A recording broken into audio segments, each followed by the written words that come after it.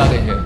Number 1, Salaar દે ઉયોની, Bolivia. બોલિવિયામાં આવેલું સલાર દે ઉયોની દુનિયાનું સૌથી મોટું સોલ્ટ ફ્લેટ છે. આ વિસ્તાર કેટલો વિશાળ છે કે દૂર સુધી તમને માત્ર સફેદ જમીન જ દેખાય, પરંતુ વરસાદ પછી અહીં જે થાય છે એ તેને દુનિયાની સૌથી અદ્ભુત જગ્યાઓમાંથી એક બનાવી દે છે. જ્યારે સોલ્ટ સપાટીની ઉપર પાણીની ખૂબ પાતળી લેયર બને છે, ત્યારે જમીન એક વિશાળ મિરર જેવી બની જાય છે.